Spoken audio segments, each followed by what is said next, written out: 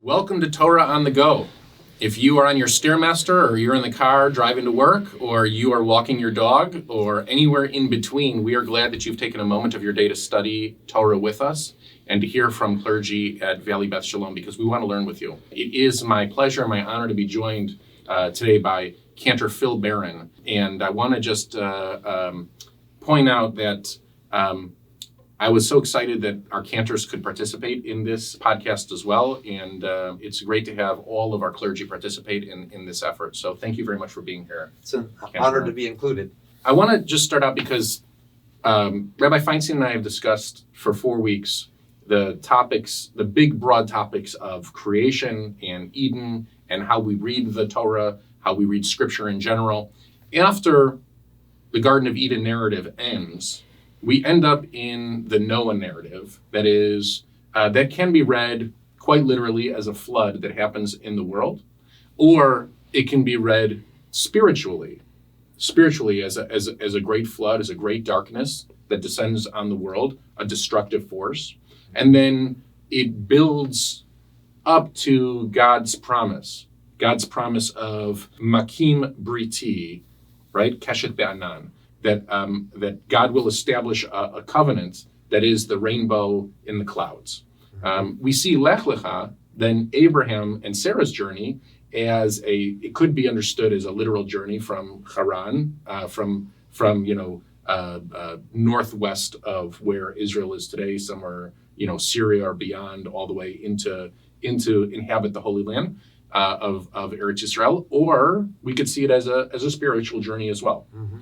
And we can see moments in Abraham's own experience in the Torah, most notably, let's say, Genesis 15, he has a machzeh, he has a vision where he falls into a tardema, a deep sleep.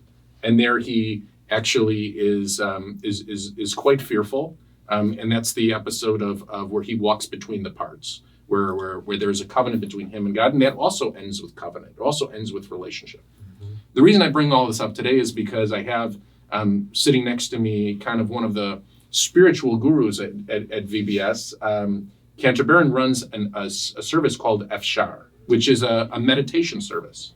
Would you like to describe Efshar to all the listeners? Sure, absolutely. And I describe it more as an initiative. So Efshar, the Hebrew word just means it's possible. So I'll tell you about the practical side first. We meet every Tuesday morning for 45 minutes. We've been doing it for about 8 years now. You mean online? Online started with COVID, actually. And we found that it was much better for people to come, rather than driving through LA traffic, to meditate and then get back in the car to drive through LA traffic. It works better for people, for them to create their own sacred space, if you will, where they could communicate via Zoom. And we're on camera together, although I ask people to turn off their cameras. And I'll do a little teaching during that time, and then we'll do meditation for we do about 30 minutes of meditation with music as well, to kind of set the spiritual mood and to open people up. And the teaching is usually something from the Parshat HaShavua, the weekly Torah portion, or from a prayer, or something that I've thought about. I did meditation for many, many years, and I found that when you add the spiritual component to it, it takes it much deeper and much more quickly. And I also discovered that Judaism has its own tradition of meditation, starting certainly as early as the 18th century, late 18th century, with the Hasidic teachers at that time. So that's what we do. And we have programs as well, interviewing people. I'm doing a program right now on Fridays with a teacher in Jerusalem who has a spiritual center there. So we're bringing in Jewish spiritual teachers of all kinds. Then as far as what we do on Tuesday mornings, you can't, we call it Jewish mindfulness meditation, which means simply appreciating the wonder, as Abraham Joshua Heschel taught, the wonder of each moment. And when you can put yourself in that place, it affects not only how you feel, but your interactions with other people. So let's talk about the wonder of those two moments in the book of Genesis. Yeah. Okay, because one of them is this kind of natural catastrophe in the flood that ends in one of the most iconic, wondrous images of nature that we have in the rainbow. Right. Yeah. And the other one is Abraham's deep sleep, or, we can understand it as a kind of an inner vision, meaning to say when you read even the literal words of the Torah, you're not sure if he's conscious during this section of the Torah. And that ends up with a kind of fiery, I don't know, Salvador Dali kind of painting, where you imagine Abraham, walking through this very hyper stylized vision of his setting. When we go deep inside ourselves to find the wonder that is in humanity and in the world, Mm-hmm. how difficult is that? And I'd imagine that it's something that has to be built. It's a skill that has to be built up over time. Mm-hmm. It's not something that we necessarily possess from the very first moment that we try. Right. Okay, so let's start with the flood, actually. So if you sit quietly for a few moments, you have a flood of thoughts. And your mind is roiling like the ocean waves that are crashing on the shore often. But if you can stand back from that flood and observe what's happening with your thoughts, slowly they become a still pool. At least that's the goal. If you have a thought, if you have one thought, supposing you take a pebble and drop it into a still pool of water, it radiates out in perfect circles. But if you throw a pebble into the ocean, you will never see that thought. So in order to clarify your thoughts, I think water is a very good metaphor for that. Okay. The other thing to talk about, though, with the flood and with the bow in the sky, is awe and love. So there's something awesome about a flood. I mean, it might be terrible, but it is awesome, and it gets your attention. Always. No Always. question about it, Right. right? I mean, it took a burning bush to get Moses' attention, Right. didn't it? So for most of us, it's very hard for us to focus, to really focus on things. And so it takes something like sort of God sent to get our attention. But the whole purpose of being in that state of awe or wonder that I mentioned earlier is for us to project love. And that's the bow. So that's that's faith. That's God's faith in us and our faith in God. That's represented in three dimensions, essentially, as a rainbow. So we often say l'shem yichud kudusha b'richut, right? There's that phrase that we say when we count the Omer, for instance. It's a Kabbalistic idea that our job in this world is to unite the Holy One with the energy that God has given us, and so that it goes both ways, from God to us and then back. And if we can do that, then the result is love. Right. Techilu urachimu, right? Right. Yeah. So I once learned with a wonderful teacher. Her name was Rabbi Youngris, and she used to convene these gatherings together, and she used to make lots of shidduchs, of pairings in New York. She was like a matchmaker herself. She was the wife of a Hasidic Rebbe, and so we went to learn with her. Right, this was right as Blair and I were just married, and she taught that it's very difficult for people, for normal people who have not learned and studied, to build that kind of loving relationship with God. So we have to begin by building that loving relationship with one another. Mm. So if we love our partners completely, wholly, and I say wholly, WHOLY, Yeah. there is a chance that we begin to understand the spark of the holy. And that time I'm saying WHOLY, Yes. right? And because it opens our heart up Yeah. to understand the awesome possible nature of love.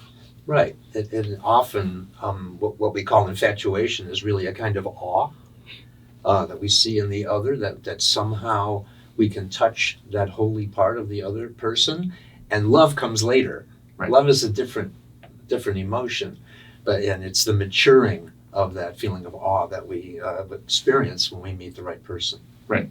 And you know, I didn't intend to get this personal with you when I started with the episode, but just to love changes over time.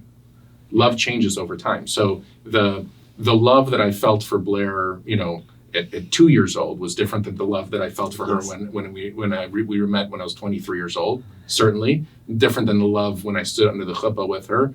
Different than the love when we had our first child. Different than the love I think today, and I think the love today is actually the deepest. Yeah, because you've had those experiences of standing under the chuppah, of having a child, and nothing more awesome than that. Right. And then the culmination of that is this love this mature love that you feel now. Right. And so you get to a point where I think it's very difficult to understand God as a creator, to understand God as kind of the simple, delicate voice inside of you, the pebble in the still waters. If we understand the analogy, I think it's hard to understand all of that until you've come home from a long day of chaos, until you come home to a house of chaos and everything goes to bed. Yeah. And you're only alone with the one that you love. Right. And you understand that stillness is possible even amidst the chaos, that from the flood you can see the rainbow. Right. But it's an understanding that is not an intellectual understanding. That's true. It's on a very different spiritual level of understanding. You know, we human beings think we can know and fix and understand everything. Right. And we can't. We can only intuit certain things. And those things we intuit, I believe, are the more important things. So this is a good question for you, because I know you're a big fan of Heschel, and you know, if you read Man's Search for God or if you read The Sabbath, do you think that somebody can intellectually understand what he's talking about by just reading the book, or do you think somebody actually has to experience that kind of you know, be part of Efshar, be part of some kind of focus inside oneself, some kind of meditation or some kind of reflection, or, you know, read the Sabbath versus actually observing Shabbat, actually being a part of a Shabbat dinner that actually brings that kind of spirit into your life. I often think that it's complicated to read those books as an introduction to those topics. Those need to be read by people who actually are engaged in it already as kind of a master's course. Yes. You know, there's a great quote from Zalman Schachter Shalomi, who said, it's very hard to pray to a God idea. Mm-hmm. So I think you have to do God, is it, in a Schulweis kind of way. You have to be God's hands in the world, and you have to experience things. You can't just read about them in a book. Right. So as far as you mentioned Heschel's The Sabbath, that's a perfect example. And in fact, that book really turned me around about the meaning of the Sabbath. I was already observing the Sabbath and didn't quite totally understand it. Right? It's like, you know, do and then you will understand, right?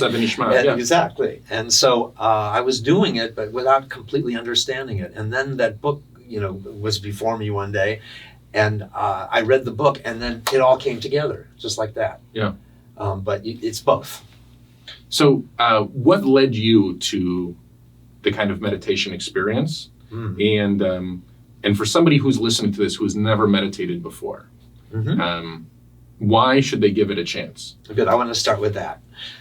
So a lot of people say, well, I can't meditate because I think all the time. And so if I close my eyes and I just keep thinking, rabbis are probably the worst offenders in that way.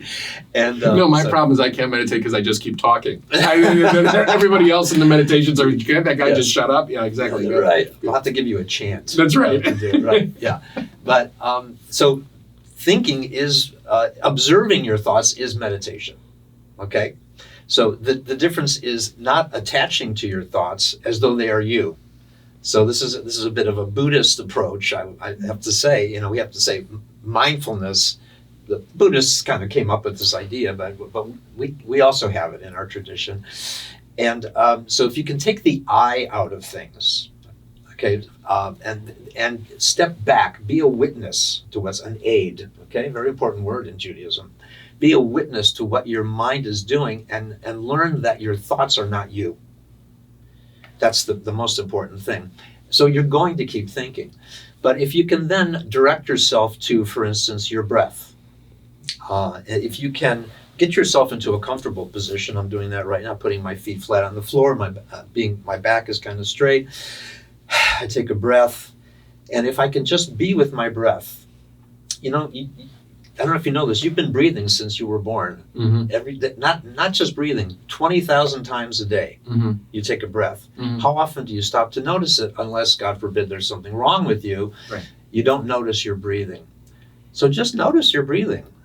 And what a wonder that is. Right. And as Rabbi Feinstein talked about, God's name is in the breath. Yud He Vav He is kind of a breath, isn't it? Especially on the exhale. And so if you can just be with your breath, and then thoughts will arise. You'll go on a little mental journey. Right. I'm very guilty of this, as my kids will tell you. They call it Philville. Mm-hmm. Dad's in Philville.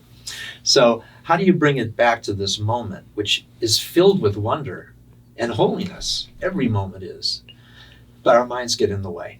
So if you can just, if you're listening to this, just sit quietly for a few moments and watch. That's meditation. Right.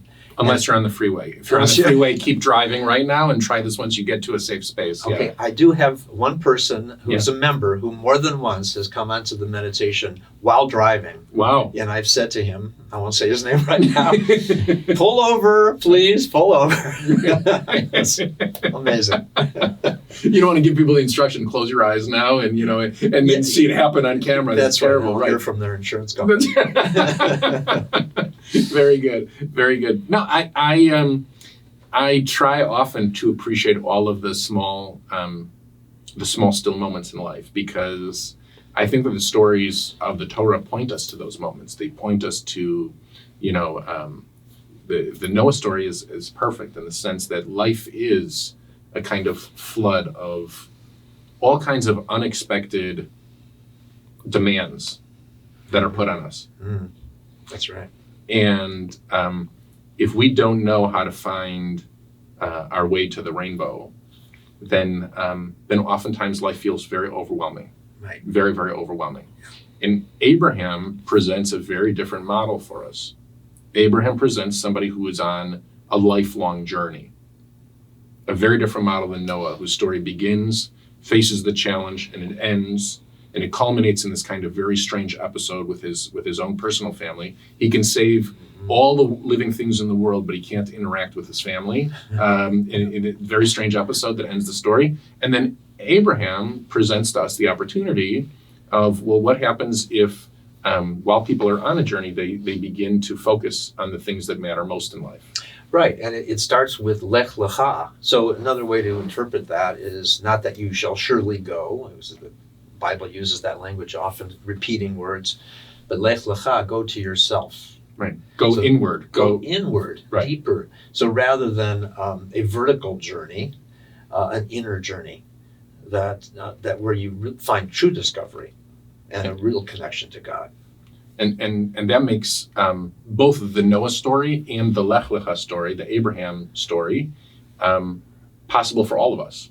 Yeah. We're all involved in both of those stories. Didn't occur one time long ago. They occur for each of us in every moment of our day as a moment of Efshar, as a moment of possibility. That we have the ability to choose how it is to get out of the flood and see the rainbow. We have the ability to choose, at this moment, I'm going to endeavor to journey inside to the best version of myself, and I'm going to focus on the things that matter most in life. Yes, right. So Lech Lecha, this self-reflection, very much built into our culture. Yeah, and we own that. Mm-hmm. And so I say to those of you who are Buddhists and tried Buddhism but are Jewish, right? The abbot of Jubus. Abbot of the Zen Center in San Francisco, the former abbot, started a congregation up there as well. Mm-hmm. So we have something to learn from those cultures and traditions, but we also own it. Mm-hmm. And if you look at the work of rabbis of the late 18th century and up to the present, we have a spiritual tradition that we can embrace. And of course, it begins in the Torah, as you said, from the flood to the rainbow, through Noah to Abraham, and the inner journey. That inner journey is, and when you mention the rabbis of the 18th century, the 18th century, most notably, the two surviving traditions that are still with us, is on one side started by the Alter Rabbi, right, Shneur Zalman of Liadi, Right. who spent a good portion of his life in prison, wrongly imprisoned, and so it's actually some of the most productive years of his life is spent in a moment of self-reflection, where he authors tremendous works that change Hasidism forever, Like and the Jewish Tanya. thought, right, Tanya forever. And the other is Rabbi Nachman of Breslov, who deals himself with, I would categorize it as deep depression, although I'm not sure that he or anybody of that time actually knew of that concept. Of course, he's the one who writes, Kol ha'olam kulo gesher tzar ma'od, va'ikar lo efachad klal, right? The entire world is but a narrow bridge, Right. and the key, the fundamental idea of life on that journey is not to be fearful, is not to be afraid. Right.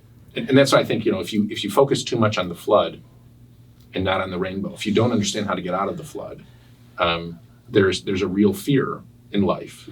Yeah, and I think the word yirah, right? Right. It can mean fear, but it also means awe. Right.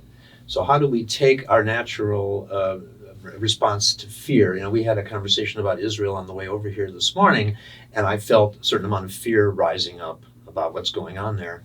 And I thought, okay, how do I channel this in a way that's productive? Because fear is something that freezes you, Right. whereas awe is something that gives you a great appreciation and energy about what's happening in the world. And so it's a tough challenge. It is. Always. And the answer, I always feel like, whether it be self-reflection, whether it be fear, whether it be learning, the answer in Judaism has always been community. Yeah. That the community offers you these opportunities and these avenues to engage in all this. And so Efshar is available on which mornings? Tuesday morning, and we call it Shabbat on Tuesdays. Shabbat on Tuesdays. Love it. Because Shabbat also means to stop. Right. Right? So we stop on Tuesday mornings for 45 minutes. There's nothing pulling at your elbow. There's no phone ringing. And you can allow yourself that time of peace and meditation. And if you want to participate, you can reach out to Cantor, who's been running this program for years, and always gives me a taste of the beauty of the program and the beauty of the Efshar, of the possibility that exists for all of us in life. So I want to thank you for spending these moments with us today and for learning with us. Thank you, Cantor, for being here. And we look forward to hearing from you. There is a spot on our website, if you look under the podcast, for you to submit feedback. If you want us to answer a question, or you want to just let us know what your experience has been like learning with us through this podcast, we look forward to hearing from you. Have a wonderful day, and we look forward to learning with you during the next episode. Thank you.